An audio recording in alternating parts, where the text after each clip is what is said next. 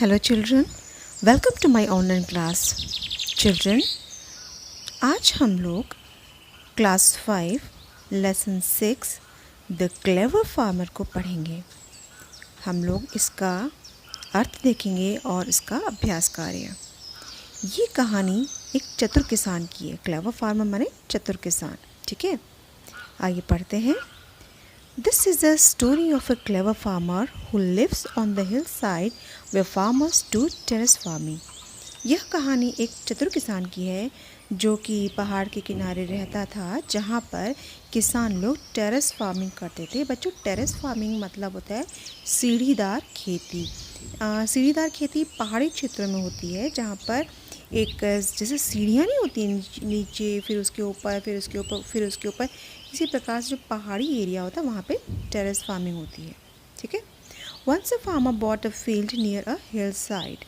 एक बार एक किसान था जिसने कि पहाड़ी के पास एक खेत खरीदा।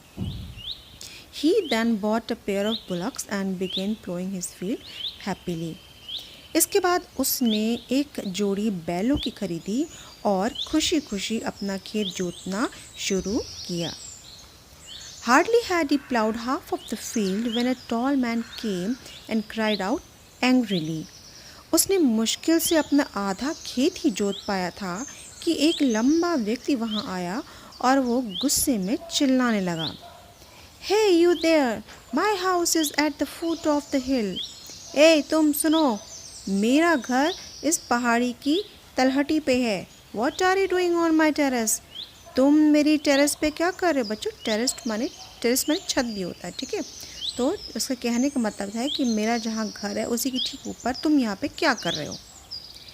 Please do not get angry, be calm, replied the farmer. किसान ने उत्तर दिया, कृपया आप नाराज़ न हो जाएं, शांत हो जाइए। ही सेड फर्दर, उसने फिर कहा, I am ploughing the field to sow the seeds. मैं बीज बोने के लिए खेत जोत रहा हूँ। When I grow the crop, I shall share the harvest with you every year. जब मैं फसल उपजाऊंगा तो हर साल आपको अपनी उपज का एक हिस्सा दे दिया करूंगा। One year you take what grows below the ground and next year you take what grows above the ground. एक साल आप उस उपज को लीजिएगा जो कि ज़मीन के नीचे होती है, और अगले साल आप ज़मीन के ऊपर पैदा होने वाली फसल को लीजिएगा। The tall man was pleased. लंबा आदमी प्रसन्न हो गया।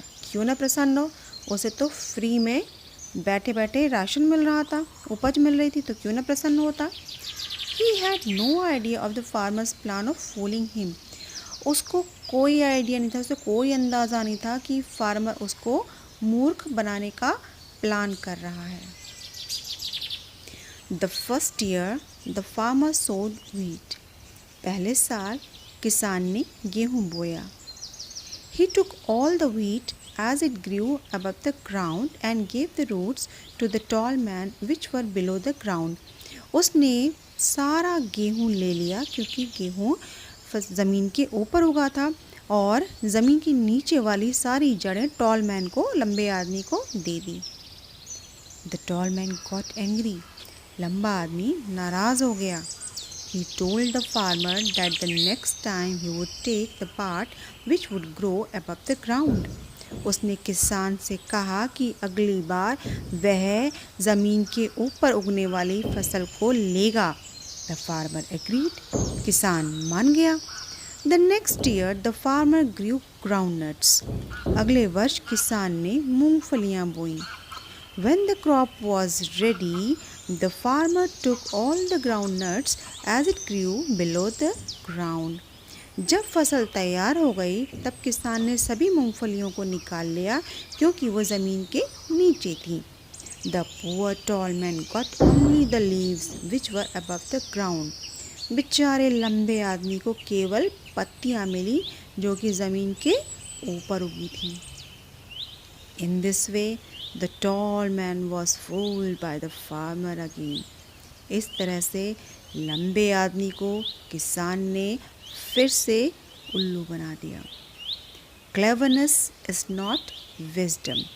बच्चों, इस कहानी से हमें ये शिक्षा मिलती है कि चालाकी ही ज्ञान नहीं होता है। ये कहावत आपके लंबे आदमी के लिए कही गई है। लंबा आदमी चालाकी कर रहा था ना कि मुझे काम भी ना करना पड़े और अगला मेहनत करे, मुझे उसकी फसल में से हिस्सा मिल जाए। वो बहुत चतुराई दिखा रहा था, लेकिन उसकी चालाकी पर किसान की बुद्धिमानी, उसकी अक्लमंदी भारी पड़ गई। तो असली चतुर कौन हुआ? किसान ना। तो कैसी लगी मेरी कहानी? चलिए आगे देखते हैं इसके शब्दार्थ। बच्चों, शब्दार्थ आपके बुक वाले ही हैं। इसके बाद कॉम्प्रीहेंशन क्वेश्चंस यानी कि क्वेश्चन आंसर्स देख लीजिए। इसके बाद वर्ड पावर में आपके fill the blanks with the words given in the box. Next language practice में आपके इज ए मार्क फिल करने के लिए दिए हैं। इसे मैंने अपलोड कर दिया है, आप लोग इसे देखिए, अपनी कॉपी में उतार लीजिए और पढ़िए।